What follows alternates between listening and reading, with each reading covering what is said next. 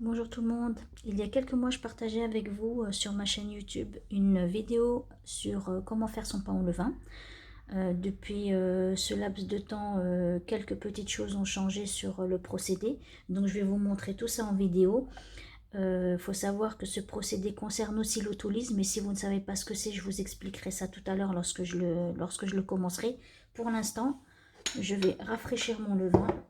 Donc voilà, mon levain, je l'ai rafraîchi hier soir. À savoir qu'ici, il y a à peu près 150 grammes de levain. Donc lorsque je veux faire du pain, je fais en sorte de garder toujours 50 grammes de levain au fond de mon bocal et ensuite de le rafraîchir pour avoir 150 grammes, car pour 400 grammes de farine que j'utilise pour faire un pain, pour les 400 grammes, j'utilise à peu près 90-100 grammes de levain. Donc au final, il me reste toujours 50 grammes au fond du bocal qui me permet de rafraîchir à nouveau mon levain le lendemain ou le surlendemain. Donc là, je l'ai rafraîchi hier soir. Vous voyez, il a bien monté. Donc là, je vais prélever 100 grammes que je vais laisser de côté pour ne garder que 50 grammes. Donc là, j'allume ma balance. Voilà. Donc j'enlève à peu près 80 grammes. Entre 80 et 100 grammes, ça dépend.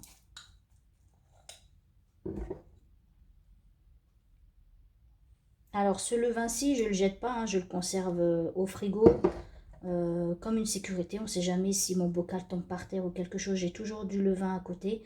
Sinon, je l'utilise pour faire de la pâtisserie, des cakes, des pancakes, des crêpes. Enfin, c'est assez facile, des brioches aussi.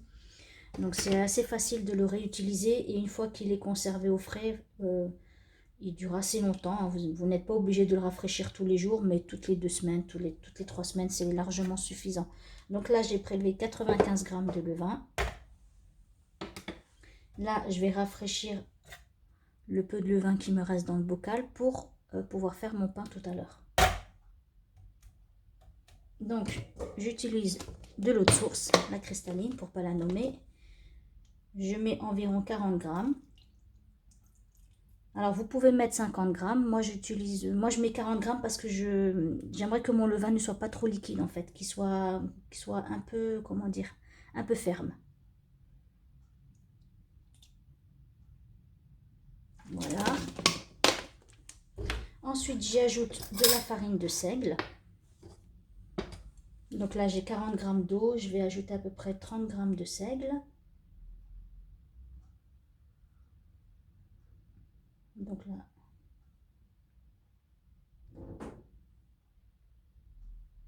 Et ensuite, je complète avec de la farine d'épeautre semi-complète. Mais après, c'est comme vous voulez, hein.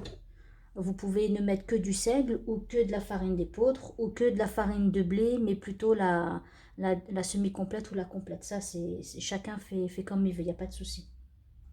Donc là, j'en mets jusqu'à avoir à peu près 95 grammes ou 100 grammes, ce qui me fera au total 150.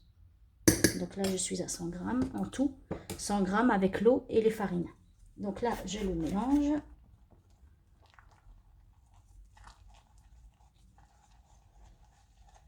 Donc là, j'ai mis un peu trop de farine. D'habitude, je mets pas 100 grammes. Enfin, je rajoute un petit peu d'eau, c'est pas un souci.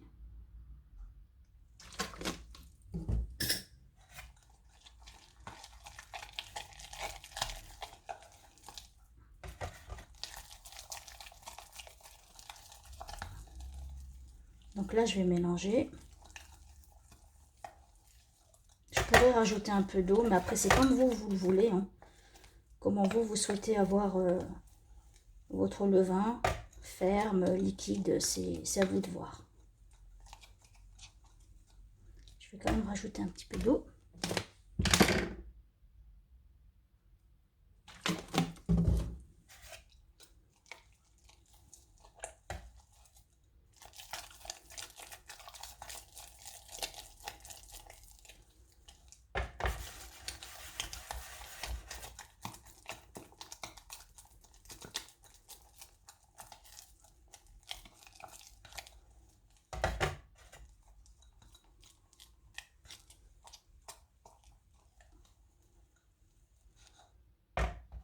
Encore un petit peu d'eau.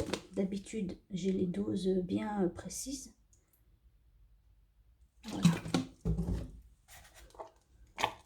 c'est pas grave, comme ça vous permet de voir aussi que rien n'est précis, hein. On peut toujours ajuster.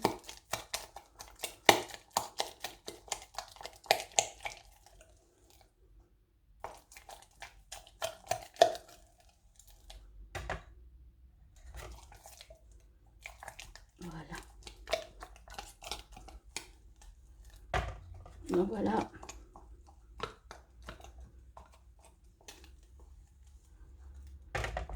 Voilà. Donc là maintenant, je vais récupérer ce qui est sur ma cuillère en bois. Ensuite, je racle bien les parois du bocal. Donc vous pouvez donner un petit coup de...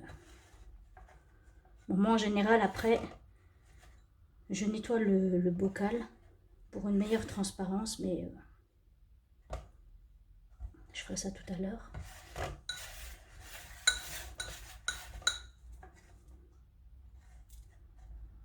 Donc voilà. Le but, comme je vous ai dit, c'est que de garder toujours 50 grammes au fond de mon bocal. Donc, et ensuite, pour le rafraîchir, je rajoute 50 eau et 50 farine. Après, c'est comme vous voulez, 40 grammes d'eau, 50 ou 60 grammes de farine, c'est à vous de voir. Ça, c'est pas un souci. Mais le principal est de toujours veiller à ce qu'il vous reste du levain pour un prochain pain. Et de ne pas vous retrouver avec un surplus de levain. Donc voilà. Là, je marque le niveau avec l'élastique. Je le couvre. Donc là, entre-temps, je vais nettoyer mon bocal. Je ne vais pas le laisser comme ça. Et ensuite, lorsqu'il aura atteint une certaine hauteur, là, je vais commencer l'autolyse et je vous expliquerai à peu près, en gros, en quoi elle consiste. Donc, rebonjour tout le monde. Me revoici après environ 1h45. C'est-à-dire que j'ai rafraîchi mon levain. Il était 10h15. Là, il est presque midi. Donc, maintenant, on va commencer l'étape de l'autolyse. Donc, d'abord... voici la progression de mon levain. Alors, je ne sais pas si vous voyez bien. Il y a beaucoup de soleil aujourd'hui. Voilà, vous voyez. Donc, moi, je vous donne des indications horaires, mais franchement, il ne faut pas s'y fier. Parce qu'effectivement, chaque levain dans son environnement prend du volume à son rythme par rapport à des choses qui influent dans son espace, hein, comme le temps, l'eau, enfin, plein de choses qui font que les levains ne se développent pas de la même façon. C'est assez unique, c'est propre à eux-mêmes, quoi, en fait. Et donc, moi, voilà, une fois que mon levain a poussé et arrive à peu près à ce niveau-là, c'est pour ça que je conseille toujours d'utiliser les mêmes récipients quand vous faites du pain au levain, parce que ça vous apporte des repères. Voilà. C'est-à-dire que là, si vous changez de bocal ou quelque chose, ça vous perturbe. Alors que là, en utilisant à chaque fois les mêmes bocaux, les mêmes récipients, le même saladier et tout, je vous montrerai tout à l'heure, moi, ça me permet d'avoir toujours les repères et me fier au développement de mon levain. Donc en général, lorsqu'il arrive à peu près ici ou même un peu plus, c'est là où je commence moi l'étape de l'autolyse. Parce que là, vous voyez, je ne vais pas l'utiliser tout de suite. Donc pour l'autolyse est un mélange de farine et d'eau, tout simplement. Pas de sel, pas de levain, rien du tout. Donc je vais mélanger mes sortes de farine avec l'eau et ensuite je vais laisser reposer ce mélange. C'est-à-dire que plus vous laissez reposer ce mélange et plus le réseau glutineux va commencer à faire son travail. Pourquoi il est important d'avoir un réseau glutineux? C'est-à-dire que ce réseau glutineux va apporter de la force à la pâte. Et en général, lorsqu'on fait du pain au levain ou n'importe quel autre pain, on aime à ce que la mie soit assez alvéolée. Pour avoir une mie alvéolée, il faut quand même ajouter pas mal de liquide. Il faut qu'elle soit humide, en fait. Il faut qu'elle soit assez humidifiée. C'est-à-dire que moi, pour 400 g de farine, je mets environ 310 g d'eau. Donc, vous voyez, c'est quand même une quantité assez importante. Mais le problème, lorsqu'on rajoute beaucoup d'eau par rapport à la quantité de farine, c'est que lorsqu'on veut bouler la pâte ou lors de la cuisson, le pâton a tendance à s'affaisser. Donc nous, on cherche à ce que le pâton se développe en force, c'est-à-dire qu'il développe son réseau glutineux. C'est ce qui va faire que le pâton ne va pas s'affaisser ni lors du façonnage et ni pendant la cuisson. J'espère que je suis claire, mais comme je vous ai dit tout à l'heure, je partagerai le lien de mon article sur l'autolyse qui se trouve sur mon blog. Je le partagerai en description. Donc là, on va commencer. Donc, je pèse. Alors, Pour la farine, j'utilise de la farine de seigle, comme pour mon levain, de la farine, alors quand j'ai dit farine de seigle tout à l'heure, j'utilise de la farine semi-complète de seigle, de la farine semi-complète d'épeautre et de la farine italienne. Je vous montre le paquet, je ne sais pas si vous pourrez le trouver là où vous êtes, mais il faut chercher. Pourquoi cette farine? Parce qu'il faut toujours trouver une farine qui soit assez riche en protéines. C'est ce qui aide au développement du résidu glutineux. Vous voyez, là, je ne sais pas si vous voyez, elle fait 15,5 grammes. Voilà, pour les protéines, il y a 15,5 grammes. Je crois que c'est au 100 grammes. Hein. Par chaque tranche de 100 grammes de farine, vous avez 15 grammes, de protéines. Et ce taux de protéines est important pour le développement du réseau glutineux. C'est-à-dire que quand vous allez regarder dans des farines, genre farine de blé, elles sont moindres. Vous allez avoir 9, 10, 11, alors que celle-ci, pour moi, c'est la plus importante que j'ai pu trouver, donc j'utilise celle-ci. Et c'est vrai que celle-ci favorise, enfin aide, comment dire, au développement du réseau glutineux et donc favorise la force de la pâte. C'est vrai qu'en général, cette farine est beaucoup utilisée pour les pâtes à pizza, entre autres. Moi, je ne suis pas une pro, hein, mais c'est les informations que j'ai pu trouver sur le net. Et donc, depuis que j'utilise cette farine, c'est vrai que mes pains sont plus beaux, on va dire, esthétiquement. C'est vrai qu'ils ont une plus jolie forme. Donc, en général, voici les quantités que moi j'utilise pour faire mon pain. Donc, j'utilise 70 grammes de farine semi-complète de seigle, donc. Ah bah, j'ai déjà les 70. Ensuite, pour compléter jusqu'à 200 grammes, j'utilise 130 grammes de farine d'épeautre semi-complète elle aussi.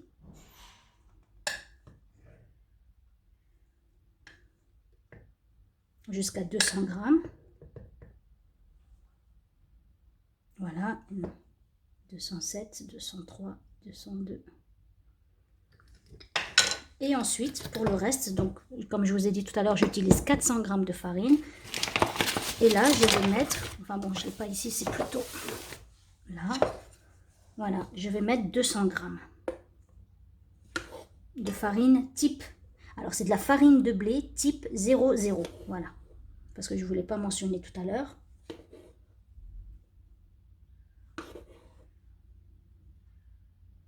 Donc, comme j'ai dit tout à l'heure, que de la farine et de l'eau. Pas de levain, pas de sel, rien du tout. Ça, on les ajoutera tout à l'heure. Donc là, je suis à 400 grammes de farine et je vais rajouter toujours de l'eau de source.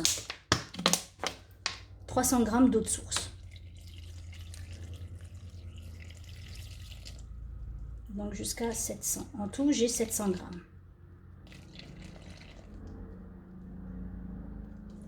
Voilà. Ensuite, je mélange à la main tout simplement.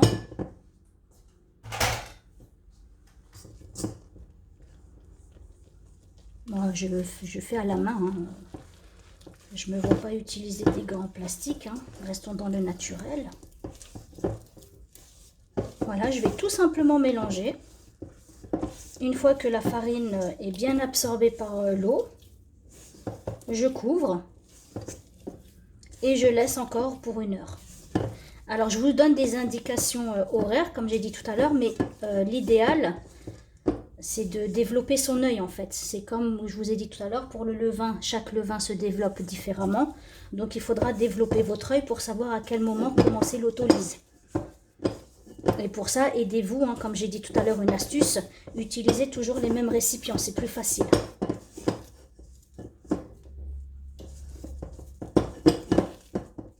Voilà. On va bien mélanger. Voilà, tout simplement. Et donc, c'est ça l'autolyse. L'autolyse, vraiment, et aussi, ce que je ne vous ai pas dit, c'est que l'autolyse va considérablement réduire le temps de pétrissage. Sur la première vidéo que je vous ai partagée où je faisais mon pain, vous avez vu, il y avait au moins 20-25 minutes de pétrissage. Là, ça va être 5 minutes. Tout simplement, en vitesse 2. Vous allez voir tout à l'heure. C'est pour ça que maintenant, depuis quelques mois maintenant, j'utilise tout le temps l'autolyse. C'est-à-dire que quand je fais du pain, je démarre mon autolyse avec.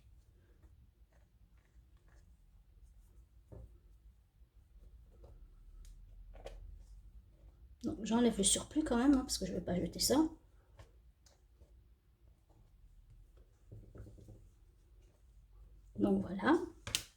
Ensuite, je couvre et je vais laisser une bonne heure. Et ensuite, au bout de cette heure-ci, je rajouterai le levain uniquement. En fait, non, qu'est-ce que je raconte? Je ne vais pas laisser une heure. Maintenant que l'autolyse a été faite, je vais attendre que mon levain arrive à son niveau maximum. Voilà, pardon, excusez-moi. Là, la prochaine étape est d'attendre que son levain soit prêt. Une fois que son levain est prêt à être utilisé, je vais le rajouter à l'autolyse. Et ensuite, j'attendrai encore entre une demi-heure et une heure avant d'ajouter le sel. Le sel, ça sera vraiment la dernière étape avant le pétrissage. Enfin, je dis la dernière étape avant le pétrissage, à savoir que quand je rajouterai le sel, je laisserai encore reposer et ensuite viendra l'étape du pétrissage. Mais ça, je vous l'expliquerai étape par étape. Pour l'instant, l'autolyse est faite et on attend que le levain soit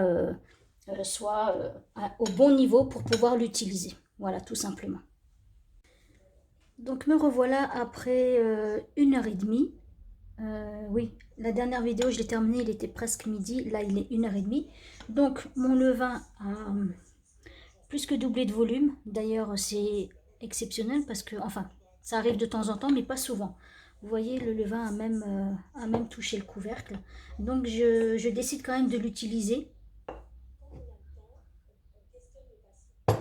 Et pour ça, on va d'abord faire le test du flottement. Pour savoir si son levain est prêt à être utilisé, on prélève une cuillère qu'on fait tomber ensuite dans de l'eau. Voilà. Et s'il flotte, ben c'est bon, c'est qu'il est prêt à être utilisé. Donc on ne va pas tarder, on va le faire tout de suite. Alors, on récupère son autolyse. On allume la balance et on va mettre 90 g de levain dans la pâte.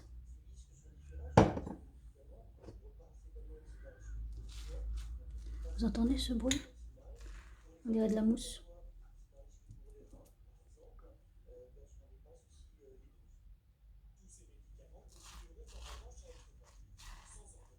Incroyable. Alors, c'est fou ce qu'on peut faire juste avec de la farine et de l'eau. Hein. C'est incroyable. Donc là, j'ai voilà, 93 g de levain.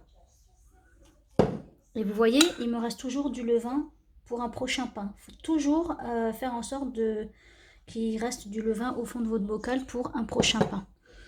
Donc voilà, maintenant ce qu'on va faire, c'est qu'on va battre le levain avec l'autolyse.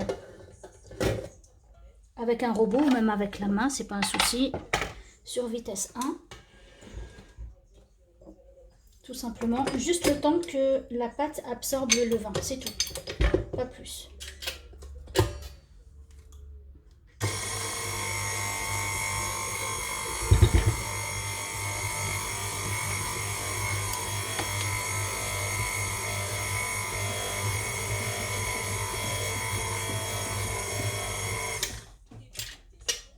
Voilà, je vais juste redescendre la pâte qui remonte sur le crochet avec le levain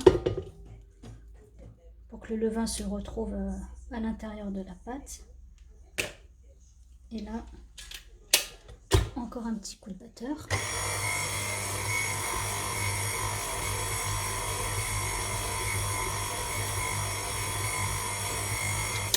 Voilà, c'est tout.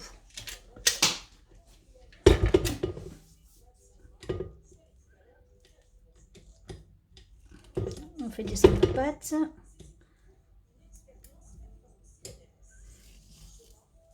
On racle un peu les bords pour pas que la pâte sèche, mais de toute façon, on va couvrir.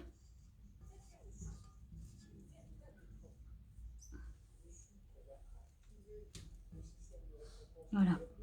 Donc,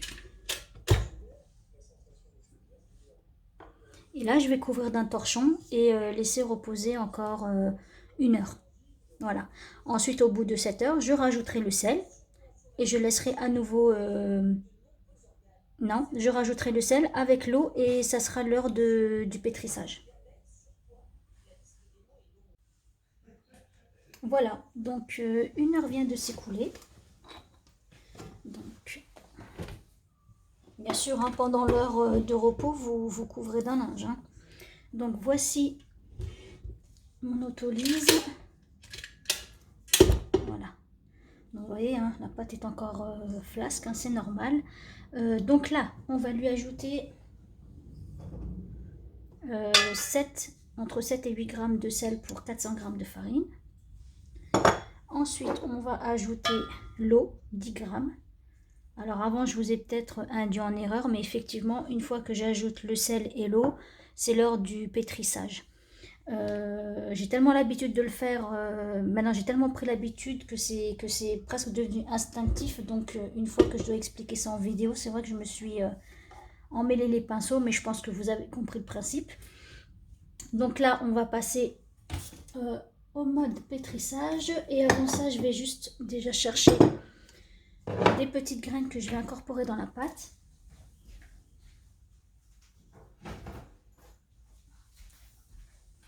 À savoir, voilà, je vais mettre 2 cuillères de graines de sésame doré et 2 graines de chia. Alors j'aime bien mettre les graines de chia dans la pâte parce que vous devez sans doute le savoir, elles ont une capacité d'absorption de liquide. Donc ça peut permettre à la pâte comment dire, d'avoir une meilleure tenue aussi, puisqu'elle absorbe aussi un peu de liquide. Donc ça permet à la pâte d'avoir une meilleure tenue et que les graines de chia absorbent un peu d'humidité en fait. Vous voyez ce que je veux dire, qu'elle absorbe un peu d'eau. Moi j'espère que c'est pas trop charabia ce que je raconte. Donc maintenant pétrissage en vitesse 2 uniquement. Et franchement il y en a pour 5 minutes. Normalement pas plus. Hein. J'espère ne pas me foutre la honte comme par hasard aujourd'hui parce que ça va prendre plus de temps. Mais normalement il n'y en a que pour 5 minutes. Donc je vais laisser la vidéo tourner pendant ce laps de temps.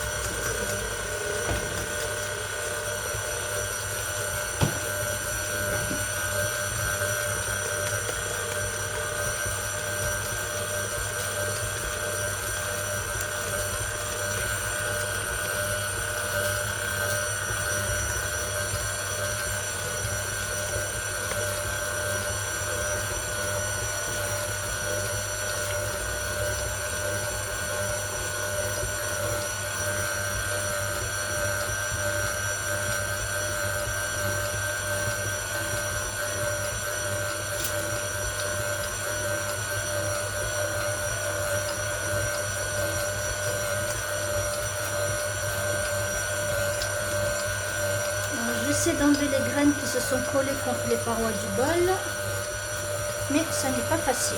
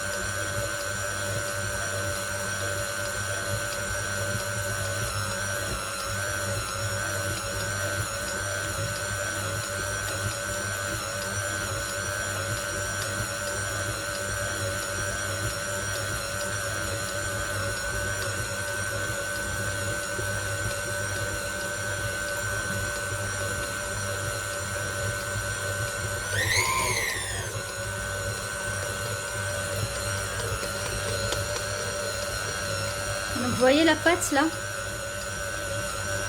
elle commence à s'accrocher autour du fouet. Bon, c'est pas encore bien visible, mais là, normalement, elle doit se détacher des parois du bol. Normalement, hein, je dis bien.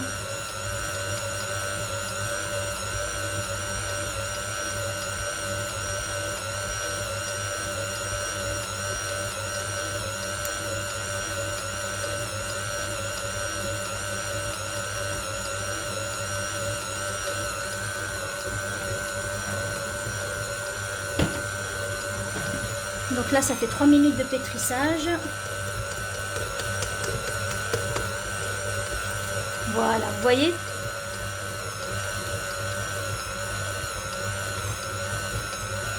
Voilà, super.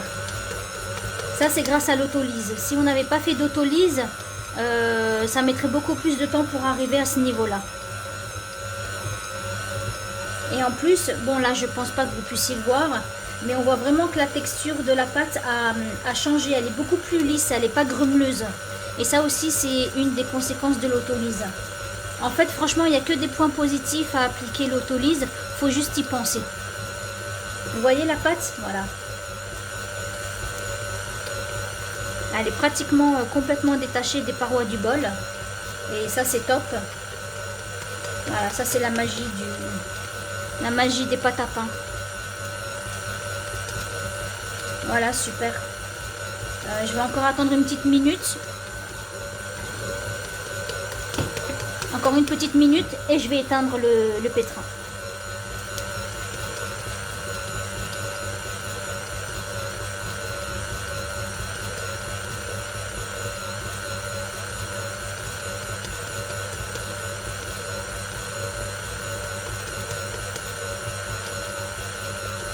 Et tout ça en vitesse 2, ni 1 ni 4, simplement en vitesse 2 sur le KitchenAid.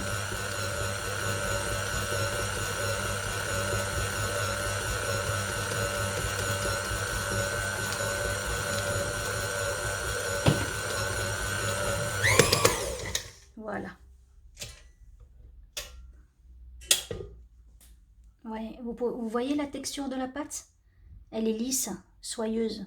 Ça, c'est l'autolyse. Le fait que l'autolyse permet à la pâte de bien travailler. On ne pense pas qu'elle travaille autant, mais ça travaille. Et bon, voilà, elle a un super bel aspect. Pas abcès. Elle a un très bel ouh là là, elle a un très bel aspect. Voilà. Donc maintenant, je vais chercher un saladier. Donc là, voilà, le temps de pétrissage est terminé. On pourrait tout aussi bien le faire à la main, mais je trouve plus pratique d'utiliser mon robot. Et vous voyez, la pâte tombe, mais ne se déchire pas.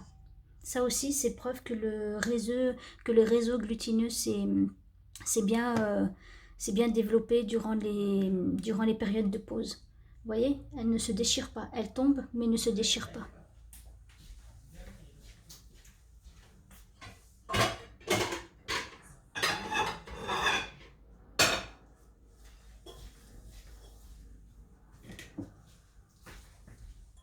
Bon, désolée, j'aurais dû préparer mon bol tout à l'heure, mais c'est pas grave. Donc, on enlève.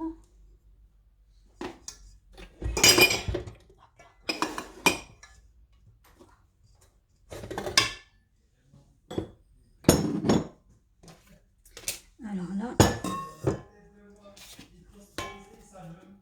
oui, vous entendez mon fils qui parle. C'est normal. Donc là, j'enlève le maximum de pâte qui est resté accroché sur mon couteau.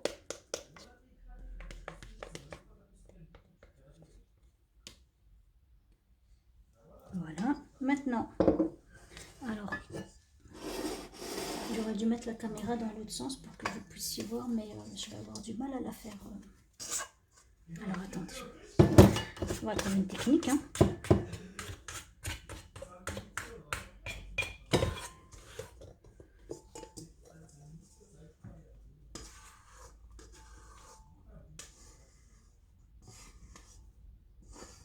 Voilà.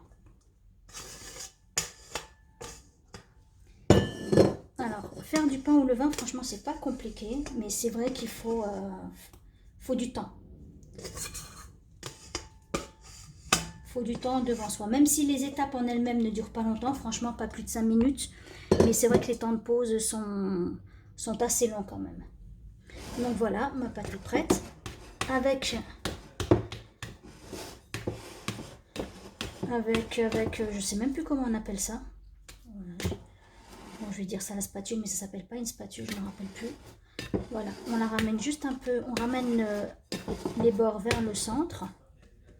Voilà. Et là, on va couvrir et laisser reposer 45 minutes. Au bout des 45 minutes, je reviendrai pour vous montrer comment est-ce qu'on exécute les rabats ou les plis.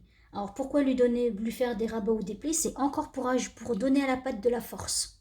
Voilà, toujours dans le but d'avoir une pâte qui se tient pendant le façonnage, lors de la mise en bâton et ensuite lors de la cuisson. Voilà, tout ça, c'est vraiment que pour permettre à la pâte d'avoir de la force et donc de ne pas s'étaler, tout simplement. Voilà, bon, comme dit, je ne suis pas une pro. Tout ça, j'ai appris en regardant les vidéos, en lisant pas mal sur des sites sur Internet. Donc, comme moi j'ai appris, tout le monde peut l'apprendre aussi. Après, c'est une question de logique. Si on vient regarder, oui, c'est logique. Il faut apporter certaines choses pour que la pâte puisse être forte et effectivement ne pas s'affaisser, hein, d'avoir un joli pain bien rond et si possible bien alvéolé à l'intérieur. Donc voilà, je vais le couvrir et on se donne rendez-vous dans 45 minutes.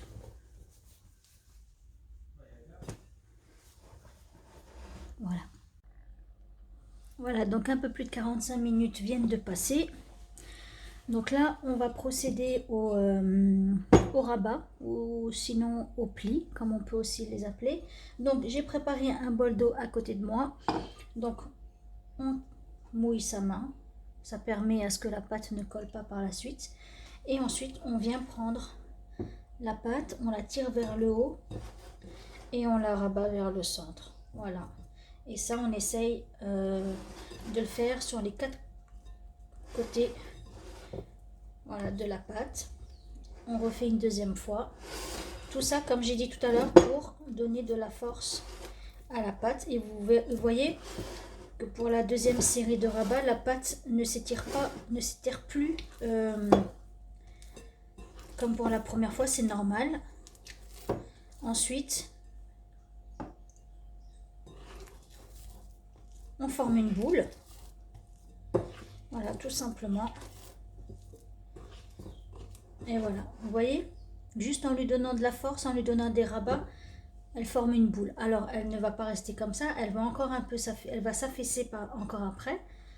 Mais je vais continuer à lui donner une autre série de rabats tout à l'heure. Dans 30 minutes ou 45 minutes, ça dépend. En fait, si vous voyez que la pâte, comment dire, si vous sentez lorsque vous faites des rabats que la pâte est bien, mais en général, c'est vrai que je donne quand même 2 séries de plis à intervalle de 30 ou 45 minutes. Donc là, je viens de faire une série de plis. Dans 45 ou 30 minutes, je reviendrai pour faire une autre série et ensuite, on entamera l'étape du pointage. Voilà. Donc là, je recouvre et je laisse reposer encore, comme je vous ai dit, pendant entre 30 à 45 minutes, tout simplement. Vous voyez, ça prend pas plus de 2 minutes. Donc voilà, 45 minutes viennent de passer. On va lui redonner des plis ou des rabats, vous voyez. La pâte s'est tout de même affaissée, c'est normal. Mais là, on va lui redonner encore un peu de force en lui faisant des plis. On les tire.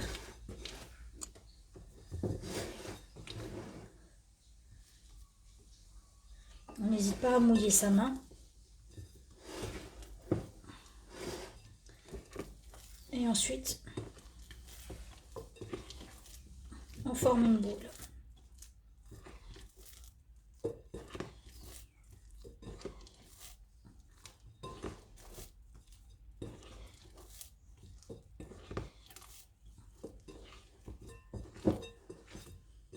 Voilà. Et maintenant, je vais couvrir et là commence l'étape du pointage. C'est-à-dire que maintenant, on va laisser la pâte reposer et prendre du volume. Donc je vous avais expliqué tout à l'heure qu'il était important de prendre des récipients, enfin comment dire, d'utiliser à chaque fois les mêmes récipients pour vous donner des repères. Donc moi j'utilise toujours ce saladier pour l'étape du pointage, parce qu'en fait ici vous voyez elle a des genres de traits. Et une fois que ma pâte va de nouveau s'aplatir, parce qu'elle va s'aplatir, elle va un peu s'affaisser, mais elle va prendre du volume. Une fois qu'elle aura atteint ce niveau-là, eh ben, je saurai qu'il est temps pour moi de passer à l'étape du façonnage. Voilà, tout simplement. Donc là, je vais la laisser reposer.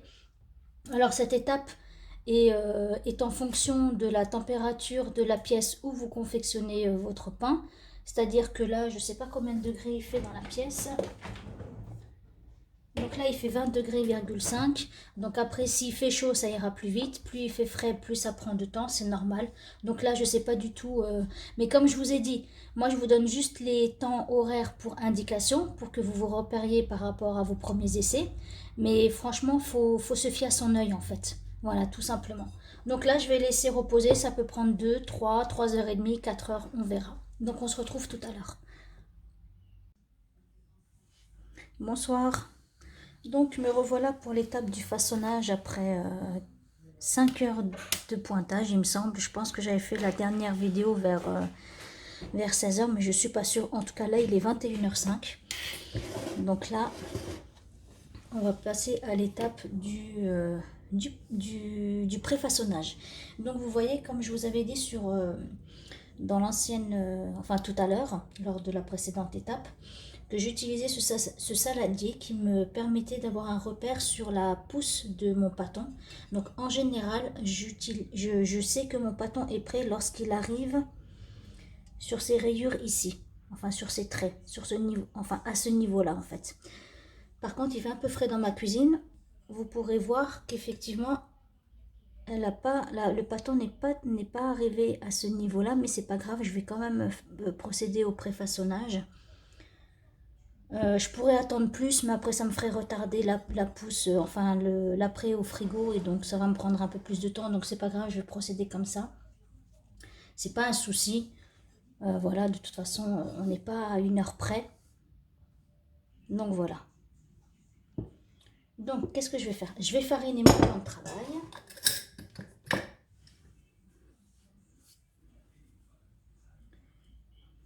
On va plutôt aller vers là. Comme ça, vous voyez bien ce qui se passe. Bon, c'est vrai que les températures ont un peu baissé ces temps-ci, donc ça prend plus de temps. C'est vrai qu'en période de chaleur ou en été, où ça prend moins de temps. J'aurais déjà mis mon pâton au frais, mais c'est pas grave, c'est pas un souci. Donc, on va retirer le pâton du saladier. Et on va procéder au pré-façonnage. C'est-à-dire qu'on va lui donner, on va faire des plis assez simplement. Et ensuite, je vais de nouveau laisser reposer 10 minutes, un quart d'heure. Et ensuite, je procéderai au boulage définitif. Donc voilà, je mouille mes mains comme toujours pour pas que la pâte ne colle. Donc là, on va étaler un peu le pâton comme ça. Donc farinez bien votre plan de travail. Hein. On étale.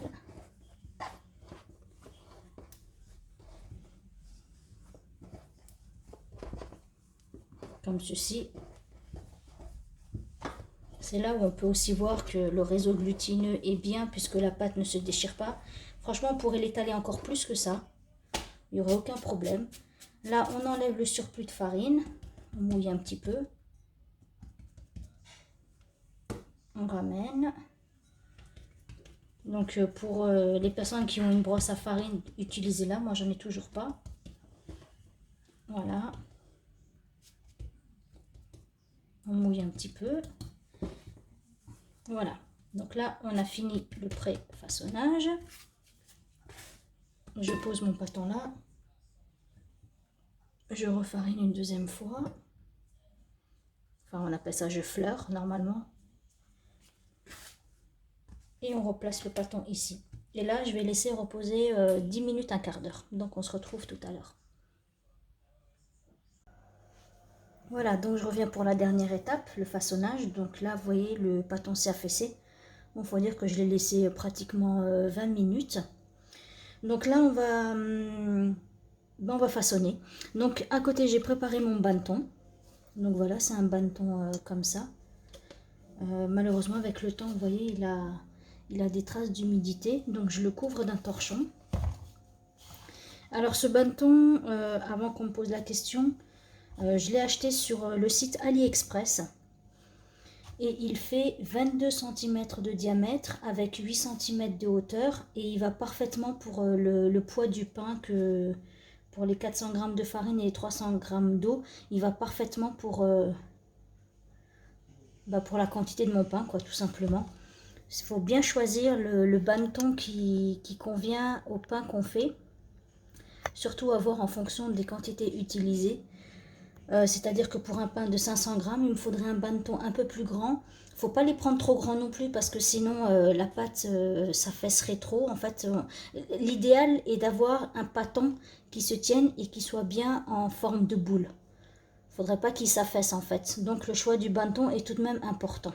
Donc je répète, 22 cm de diamètre sur 8 cm de hauteur. Je l'ai acheté sur AliExpress. Pas cher, hein, franchement 4 ou 5 euros il me semble. Donc là je l'ai couvert d'un torchon. Je vais saupoudrer de farine. Alors, il faut saupoudrer généreusement, mais pas trop non plus. Hein. Juste ce qu'il faut, en fait. Pour pas que le pâton colle au chiffon pendant la nuit que le pâton va passer au frigo. Donc, je remouille mes mains. J'étale à nouveau. Vous voyez, le pâton s'étale moins bien que tout à l'heure. C'est normal. Parce qu'on lui a apporté de la force. Donc maintenant le pâton résiste. Donc là, je mouille.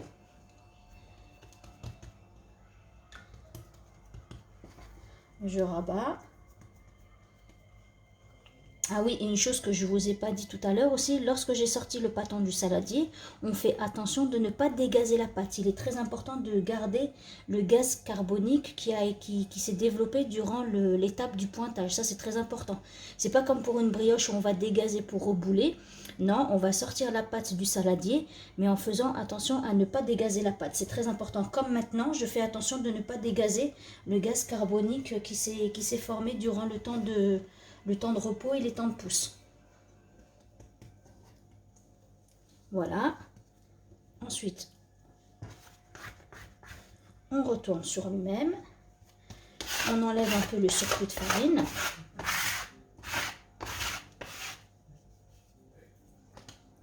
Et avec mon autre spatule... Ah, j'ai retrouvé le nom, ça s'appelle une corne. Voilà. J'avais un trou tout à l'heure. Et là, on va tourner le pâton sur lui-même.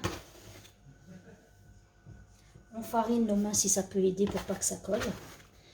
Et en boulant, en boulant et en ramenant, on donne à nouveau de la force au pâton. Toujours le même objectif, c'est de donner de la force. Voilà, on ramène, on boule. Voilà. Vous voyez, il faut créer une tension sur le dessus. Vous voyez là? Mais il faut aussi faire attention à ce que la pâte ne se déchire pas. Et avec l'autolise, c'est vrai que la pâte est plus résistante. Lorsque je faisais ce mouvement-là avec une pâte qui n'avait pas d'autolise, je voyais déjà des déchirures, des craquelures sur le côté.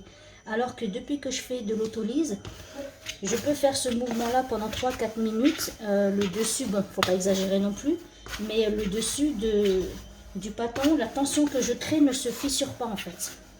Vous voyez? Donc là, c'est bon. On a une belle boule de pâte. Là, c'est impec. Et là, je vais la mettre. Je vais faire la mise en bannetons. Donc, je vais approcher ça là. Et on retourne en même temps. Voilà. Il faut que le dessus soit en dessous et que le dessous soit au-dessus. Voilà. Tout simplement. Donc là, c'est bon. Je remouille un peu mes doigts. encore de la tension. On essaye, voilà, mais ça devient dur parce que le pâton, enfin la tension créée est à son maximum. Mais on essaye quand même de ramener un peu la pâte au centre. Voilà. Vous voyez, la pâte ne se déchire pas. On essaie de faire quelque chose de joli, même si à la fin, même si le lendemain, lorsqu'on passera à l'étape de la cuisson, ça sera le dessous. Vous voyez là, j'ai fini. Une belle bout de pâte qui se tient. Et là, on va fariner le dessus.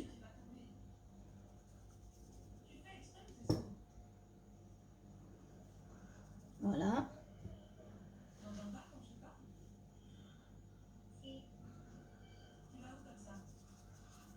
Et voilà. Et là, je vais le placer au frais jusqu'à demain. Sans le couvrir, je le laisse comme ça, tel quel. Pourquoi? Parce que alors, vous pouvez le couvrir, mais moi je ne le couvre pas parce que le frais du réfrigérateur va permettre aussi à la pâte de sécher. Ce qui sera pratique pour, comment dire, pour que la pâte soit pas trop souple aussi au niveau de... Pour que la pâte se tienne en fait. Moi je laisse sécher le dessus. Et bon, j'ai toujours fait comme ça, donc voilà. Après, si vous voulez couvrir, vous pouvez couvrir, il n'y a pas de souci. Essayez et dites-moi si ça change quelque chose ou pas. Mais moi, je vais laisser comme ça, au réfrigérateur, jusqu'à demain matin. En général, l'après, parce que là, ça c'est l'étape, le repos qui se passe au frais s'appelle l'après. Des fois, c'est 12 heures, des fois, ça peut être 15, des fois, ça peut être 8. Tout dépend de la rapidité de la pousse du pain. Mais en général, lorsque je me lève vers 7 heures, 8 heures, je passe à l'étape de la cuisson. Donc, je vous montrerai ça demain. Donc là, il va partir au frais. Bonjour tout le monde, donc me revoici pour la cuisson du pain. Il est 8h pratiquement 25. Hier j'avais entreposé mon pâton au réfrigérateur, il était 21h45. Donc ça fait à peu près 10 heures d'après au frais. Donc entre temps, avant de sortir mon pâton du réfrigérateur, j'ai mis ma cocotte. Je vais chercher des gants. J'ai mis ma cocotte à chauffer au four avec le couvercle, une cocotte en fonte, ça fait pratiquement 45 minutes, entre 40 et 45 minutes qu'elle réchauffe dans le four à 250 degrés en chaleur tournante. Donc là maintenant je vais y entreposer mon pain. Pour cela, j'utilise un papier sulfurisé, une lame de rasoir pour la scarification. Donc voilà comment je vais faire. Avant de commencer, vous voyez, mon pâton n'a pas trop gonflé. En fait, il a gonflé, mais pas trop. Et j'ai remarqué au tout début quand je faisais du pain, et même il y a encore quelques semaines de ça, je laissais mon pâton bien gonflé en fait. Vous voyez, là on voit des petites fissures. J'attendais d'en avoir beaucoup. Et je me suis rendu compte qu'ensuite, pendant la cuisson, le pain n'avait plus assez de force pour gonfler. Donc il était gonflé, mais pas comme je voulais moi. Donc ça fait à peu près maintenant la 3e fois que j'ai remarqué que lorsque je l'enfourne alors qu'il n'est pas trop gonflé, il a une meilleure pousse, il a un plus beau volume à la fin de la cuisson. Donc on va voir si ce que j'ai constaté est véridique, parce que j'ai un peu peur que ça ne marche pas, mais on va voir. Sinon vous faites comme d'habitude, après tous les levains, tous les pains sont uniques. Moi j'ai beau faire la même recette, je n'ai jamais 2 fois le même résultat.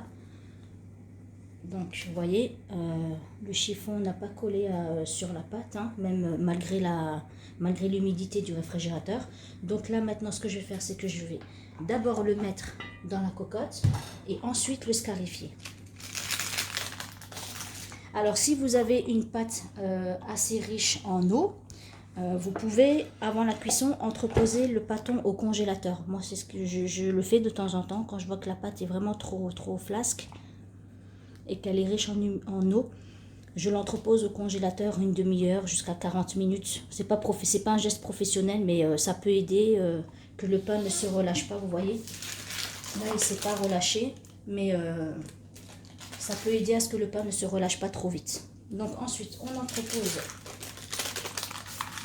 le pain. Donc là, la cocotte est chaude, comme je vous ai dit. Et ensuite, je scarifie. quand on scarifie, on essaye de mettre la lame de rasoir de travers. Bon là je l'ai pas bien fait. Voilà.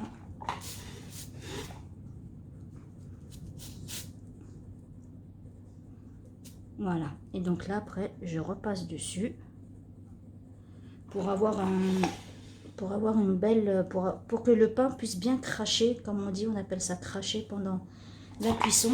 Cracher, c'est quand les grignes, les scarifications que vous faites s'ouvrent bien pendant la cuisson. Donc on va voir. La dernière fois j'ai fait comme ça avait très bien marché, donc on verra si ça marche cette fois-ci. Comme je vous ai dit, c'est à chaque fois le loto, hein. On ne sait jamais d'avance comment va sortir le pain, même si on refait la recette, même si c'est le même procédé à chaque fois. Bon, les professionnels diront que c'est pas comme ça qu'il faut faire, mais je n'en suis pas une. Voilà, donc là je pense que c'est bon.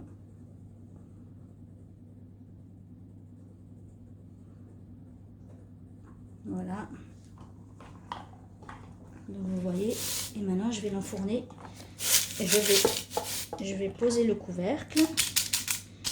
Enfourner, comme j'ai dit tout à l'heure, à 250 degrés en chaleur tournante dans un four électrique pendant 45 minutes. Et je ne baisse pas la température, je la laisse tout le long à 250 degrés.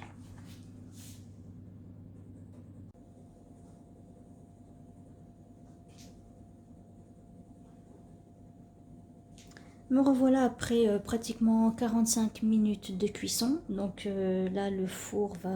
Enfin j'ai mis la minuterie sur 45. Il reste 1 minute avant de sortir la cocotte du four. Donc on va attendre que la sonnerie retentisse et on va voir le résultat ensemble. Et ben voilà.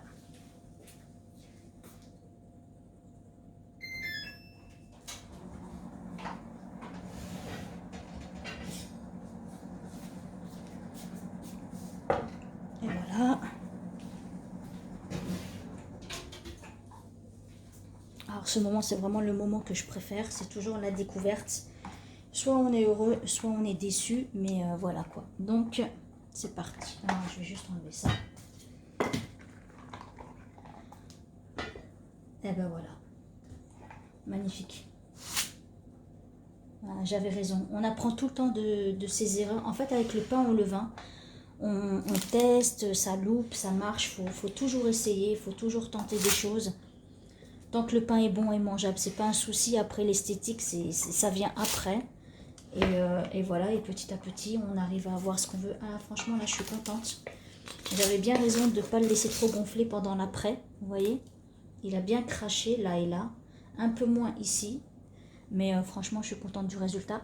Donc maintenant, il manque un peu de couleur. Là, je vais le sortir de la cocotte. Je vais le remettre au four, toujours à 250 degrés en chaleur tournante. Et je vais le laisser pour 2 minutes d'un côté et 2 minutes de l'autre. Et ensuite, ça y est, ça sera fini.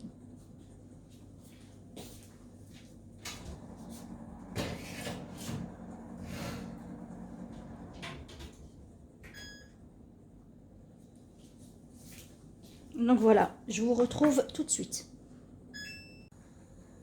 Donc voilà, là je m'apprête à sortir le pain du four.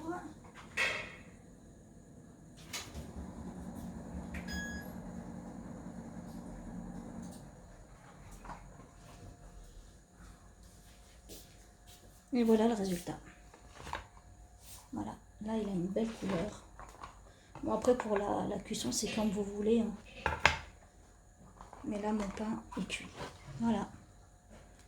Le résultat qu'on peut escompter obtenir avec du levain. Franchement je suis contente du résultat. Maintenant il ne reste plus qu'à voir la mie si elle est alvéolée ou pas. Donc voilà.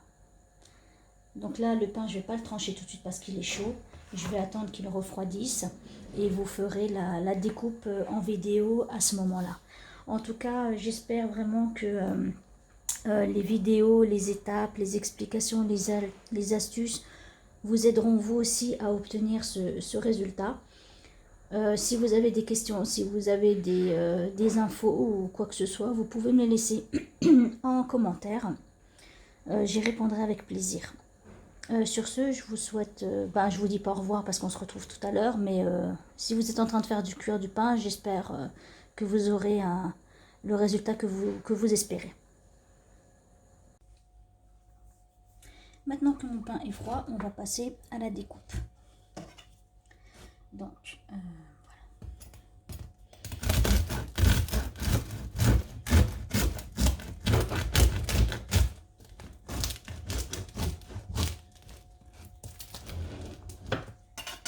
voilà, alors suspense. Elle a l'air superbe. Voilà, magnifique. Voilà. Très contente du résultat, que ce soit au niveau esthétique ou même l'intérieur du pain. Vous voyez, la mie, elle est bien alvéolée. Les trous sont assez réguliers en fait. Je pense que j'ai bien travaillé, voilà, tout simplement. Donc voilà, je vous ai montré toutes les étapes de la fabrication du pain au levain, mon procédé, mon protocole. Alors j'espère que si vous suivez la même façon de faire, vous obtiendrez le même résultat. À savoir que chaque levain est différent, hein, donc ça peut ne pas marcher comme ça peut marcher. En tout cas, j'espère que vous pourrez en tirer des astuces, des conseils que vous pourrez appliquer vous-même sur votre procédé ou sur l'entretien de votre levain. Et donc voilà, si vous avez aimé la vidéo, vous mettez un j'aime, si vous pouvez vous partager, puis si vous avez des questions ou quoi que ce soit, un petit mot, vous pouvez me le laisser en MP. Voilà, merci beaucoup.